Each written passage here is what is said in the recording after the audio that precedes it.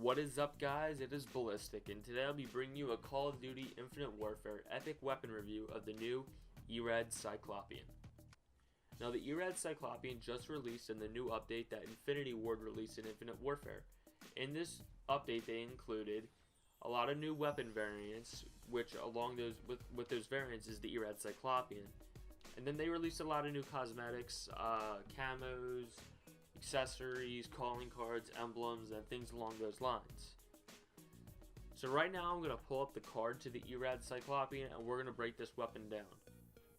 Okay guys, so here's the card and I'm going to read off its two perks and then I'm going to read off its stats. So its first perk and its main perk being Particle Beam. This weapon releases a concentrated beam of energy. This basically means its fire rate is maxed out, so it just shoots a solid beam. And then it also, for its second perk, has Focus. Reduced idle sway while aiming down the sights.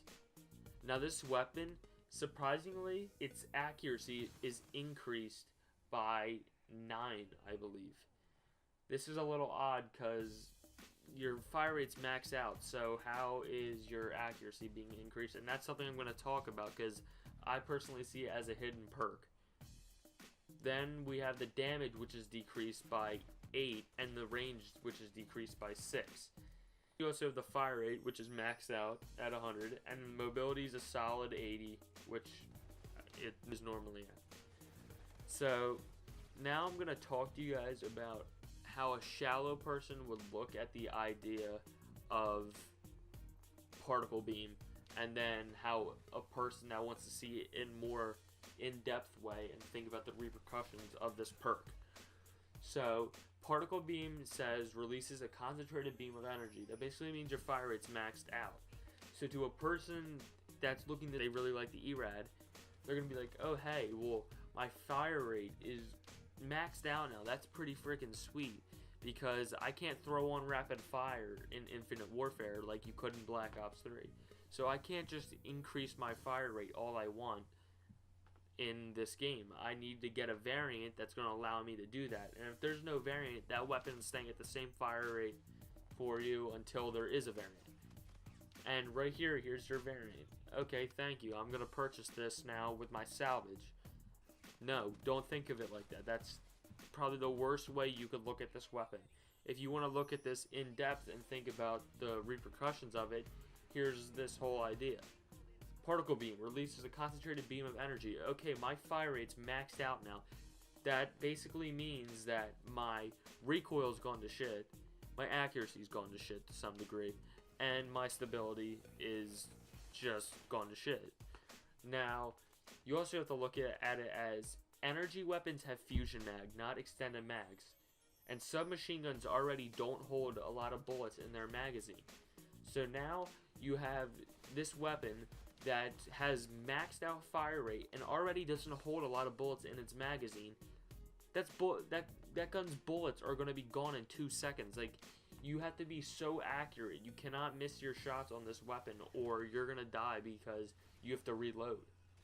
So now you have fusion mag, which can't increase the amount of bullets in your magazine. You can just regenerate faster, which doesn't really help. And you also have your recoil stability and accuracy basically gone to shit.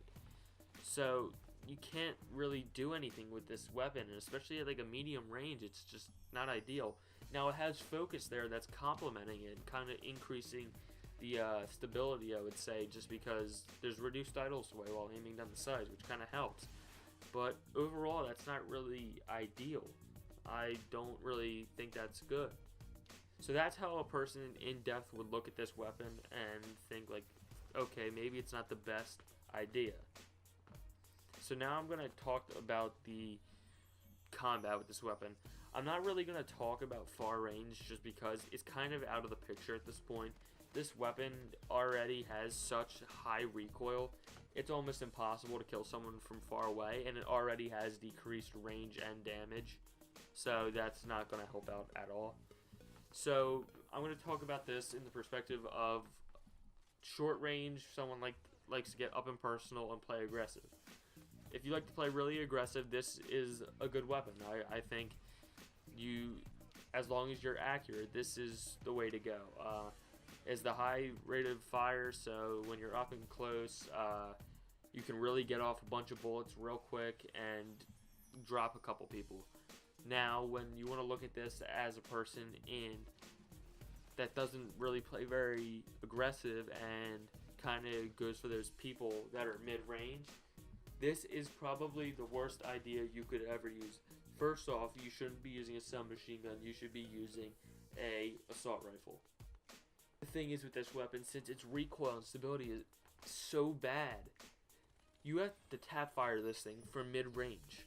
So you really got to be careful. And then you have decreased damage and decreased range. So you have decreased damage by 8, so that's not going to help out at all. You're going to just, like, it's going to take more bullets to kill somebody. And then you also have decreased range, which doesn't help, because now the person that's at a range, medium range, is basically going to kill you because your weapon's so much weaker now. Like, you really, it just can't compare. So especially if someone has an assault rifle, you're no match. You're just a big hunk of meat for waiting for that line to kill you. So I wouldn't really recommend this weapon for most players, because I know most players aren't really aggressive like I am or someone else is. Now I'm going to talk to you guys about something that's kind of cool. A lot of people don't know about it, and I personally see it as a third perk on the Cyclopean.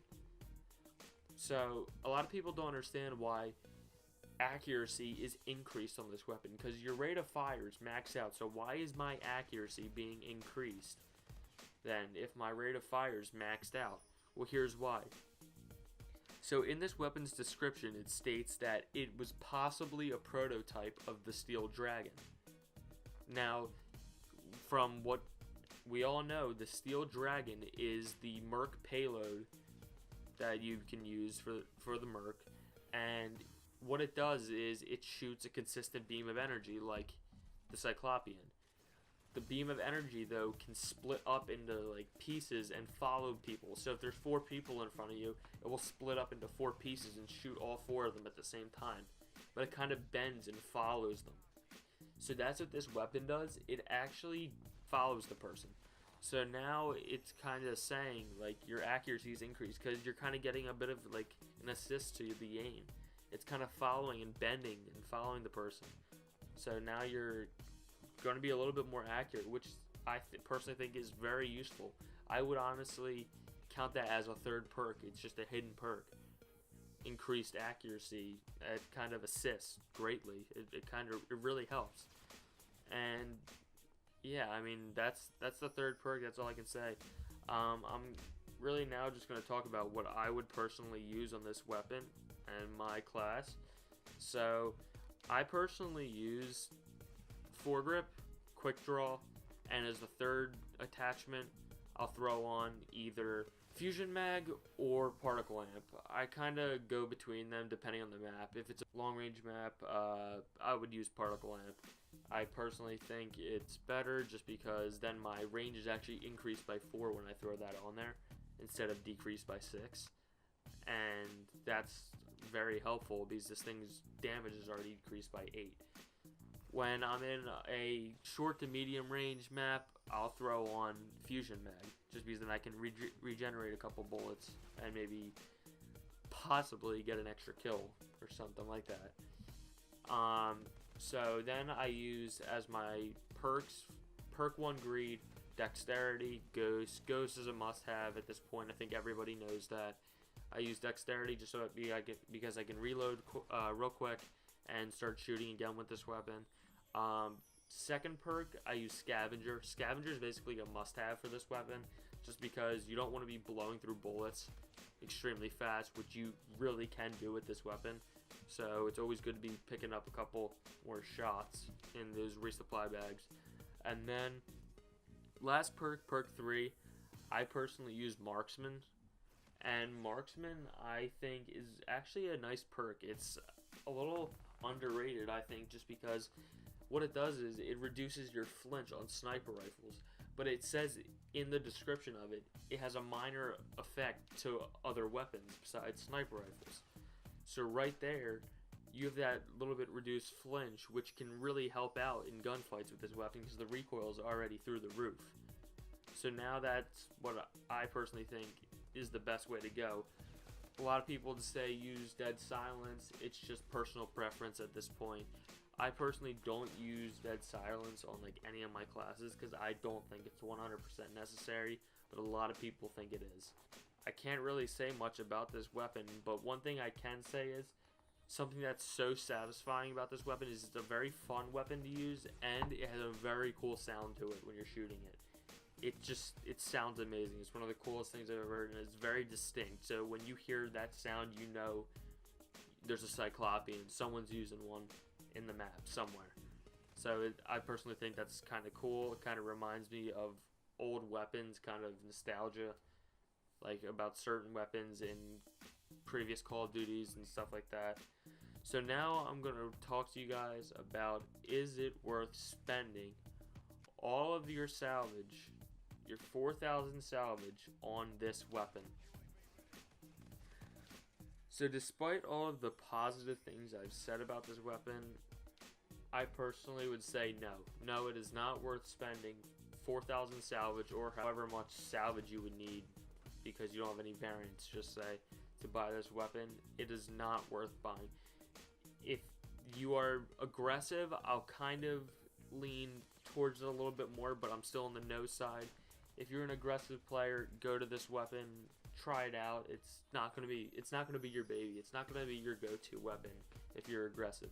If you are a very passive player, don't go with this weapon. Never buy it. Don't even touch it. It is one of the worst choices you could possibly make, because you're going to be dealing with people from medium to long range, and you're not going to win these gunfights. You're going to die right away. That person's going to destroy you. So I spent 4,000 salvage on it, and I did really well. I had like a 8.0 KD that game in TDM. And then I went into my second game when I was playing with kids that were actually somewhat good, and I went up going 18 and 20. Like, this thing, it really is very map bias, I would say. It really, like, depending on the map that you're playing on and your gun skill, this weapon can make or break you. It's a hit or miss. I don't think it's worth spending 4,000 salvage though, because it's not like salvage is easy to come by in this game. It's not something you can earn really easy unless you can buy an assload of supply drops. But yeah, that's really all I got to say about this weapon. And I think that's honestly just going to conclude the video. I hope you guys really enjoyed listening to this video. I would really appreciate it if you guys would like and subscribe, comment, anything you want, just whatever you're thinking, whatever's on your mind. I really appreciate everything, and I will catch you guys in the next one.